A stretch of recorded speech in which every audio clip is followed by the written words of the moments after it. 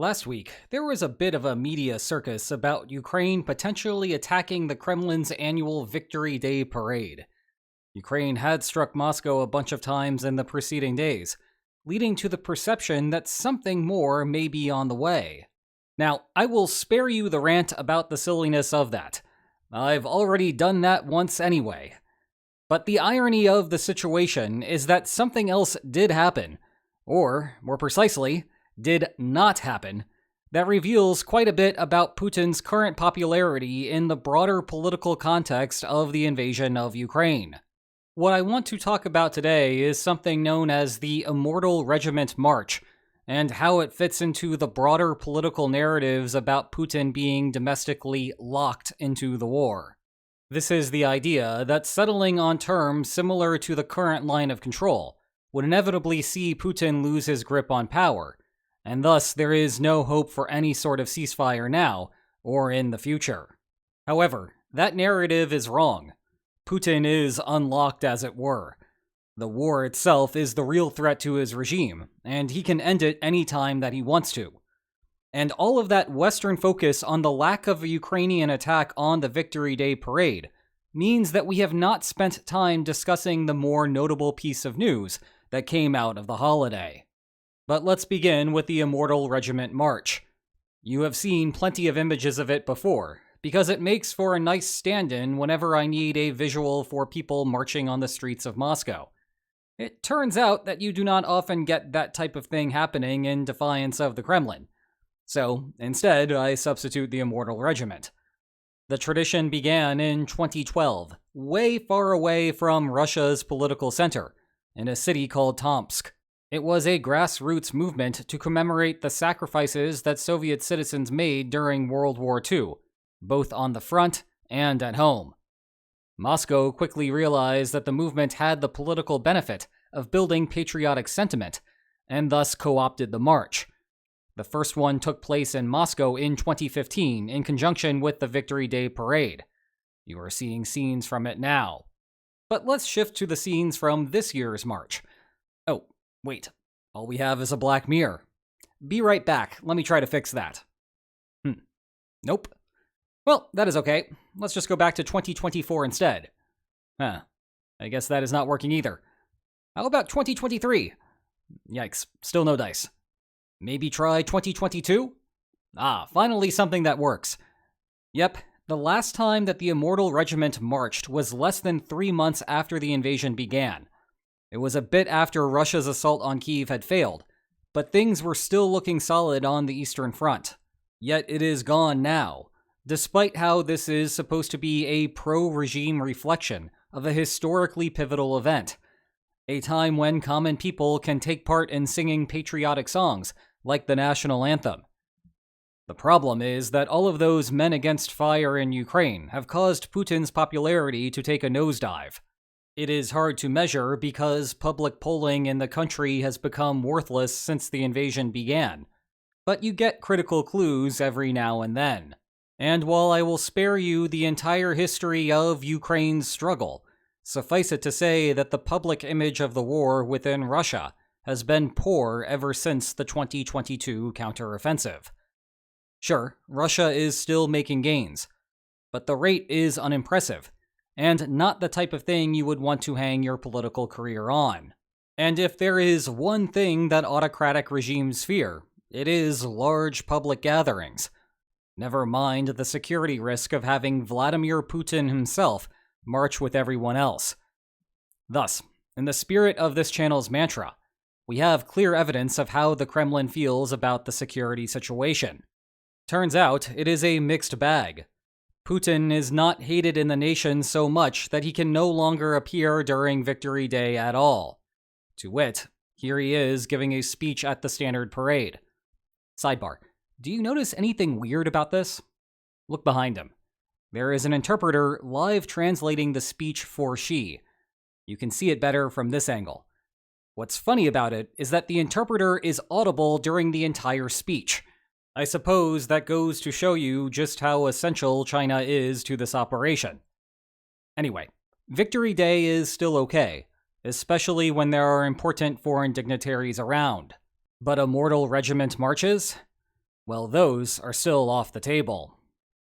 Now, conversations in this regard usually steer toward how Putin's unpopularity is what is causing the war to continue. A common narrative is that Putin is locked in. The argument usually traces back to the stroke of this pen, which formally annexed the 4 eastern Ukrainian oblasts into Russia, according to Federation law. And now, if Putin cannot achieve that objective on the battlefield, it will cause his inevitable downfall. This, however, is just misinformed. For one thing, Putin's calculation on whether to continue the war or pursue a ceasefire is a function of the relative risks. In other words, we need to compare Putin's expected political survival given a continued war versus a ceasefire. And let me tell you, if all 4 oblasts are what is necessary to secure Putin's survival, then Russia has a long way to go. For all of the problems that Ukraine is facing due to Russia having controlled the war's tempo inside of Ukraine for more than a year, these gains are still tiny in an absolute sense. Let's do the thing that terrifies my college freshmen the most, a little bit of math. There are about 23,024 square kilometers of unconquered territory in those oblasts. Even if we are generous and use Russia's best month as of late, the 600 square kilometers from November of last year, and then project those gains as guaranteed for every upcoming month, it will still take Russia more than 3 years to meet its aims. At that rate, maybe Putin's dreams of a white Christmas may come to fruition by the end of 2028. But that also magically assumes away problems like how to cross the Dnieper River to take over Kherson, or how to siege a city like Zaporizhia, which is nothing like what Russia has done since the beginning of the invasion. And we know that such a strategy did not turn out so well there for the invaders. All during that time, there will be thousands of Russian casualties each and every month that it continues. Look, this would be a plausible story to tell if the anticipated capture date was November 2025, but it is not. And the end of 2028 is still very optimistic. Sure, it is possible that the Kremlin has some sort of private intelligence indicating that more rapid advances will be forthcoming soon, but count me as skeptical there. Maybe a narrow goal like capturing just the Donbass has a more feasible time frame. Greater than 99% of Luhansk is under Russian control. For Donetsk, it is about 69%. But that still does not match up with the previously seen Federation law. 2 oblasts are not supposed to be Russian. 4 are. And if you really think that the mismatch between law and reality is a domestic political problem for the Kremlin, control over the Donbass, but not Zaporizhia or Kherson, is not going to solve that. Meanwhile, there is a separate narrative that as soon as Russian soldiers come home, they will be angry with the regime and seek revenge for their fallen comrades. You will often hear the Soviet-Afghan War cited as precedent for this, as returning soldiers' dissatisfaction with that conflict did indeed, eventually, lead to reforms from Moscow. But this once again fundamentally misunderstands the economics of the war. Such a concern may have once been true after the initial invasion declaration, and the Kremlin's mobilization strategy the following fall reinforced it. But ever since then, the Kremlin has been recruiting based on voluntary contracts. The people going over there now are getting paid a killing. If the war ended tomorrow, each of them will have effectively won the lottery. They all received large signing bonuses on an expectation that they may die. But, lo and behold, they were not blown to smithereens. They survived. I do not know about you, but when I hear that people suddenly received an influx of money, my first thought is not that they are about to take risky actions that come with a high probability of going to jail. Rather, the danger for Putin is on 3 fronts.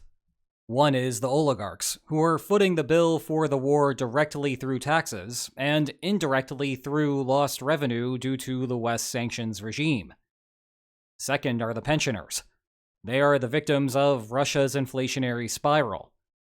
Worse, as retirees, they are not bargaining for higher wages to offset the declining value of the ruble. And third are disaffected family members of the fallen. They have effectively lost the lottery. There may be time for a eulogy now, but afterward, they might be looking to take it out on Putin.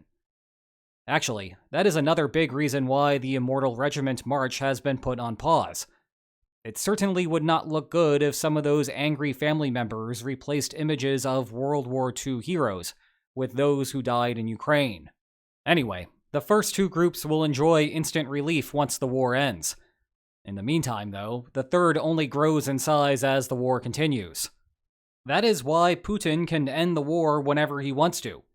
He has not chosen to do so thus far, however, because he thinks that the lines will look better if he continues. Remember, as long as Ukraine is on the back foot and lacks proper entrenchments, the expected outcome of a continued war right now does not match the expected outcome if restarted. Until that gets resolved, you are not going to have the two leaders sit down at a table and engage in meaningful negotiations. In turn, it is up to everyone in the West and Ukraine to dissuade Putin of the idea that Russia has the momentum. And that will be easier once we dispense of the notion that Putin is locked into the conflict and start focusing on something productive instead. So please, let's stop complaining about the poor state of Russia's domestic institutions. They are indeed poor, but that is not the issue here. Look, to be clear, the post-war situation will be no picnic for the Kremlin.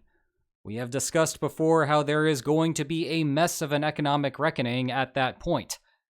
You would need a heck of a central banker who could navigate the corresponding economic crash when all of the loose monetary policy to fund an endless supply of materiel dries up overnight. To reduce the shock, Russia will have to wean itself off of the cash flood, likely moving some of that money to the public goods programs that have gone unfunded for more than 3 years. And that is something that is still readily feasible because the Kremlin has not yet depleted its full Fortress Moscow reserves. Any lock-in problems there are still a long ways away. What is more, Russia's central banker is indeed as competent as they come, and she may just be able to keep these patriotic marches from turning into protest marches. So yes, ending the war will be a thorny political problem for Putin. It is just that continuing the war is even more dangerous. Meanwhile, continuing to tell you about these two excellent books on the war is not dangerous. It's educational. Check the video description for more information about them. And if you enjoyed this video, please like, share, and subscribe, and I will see you next time. Take care.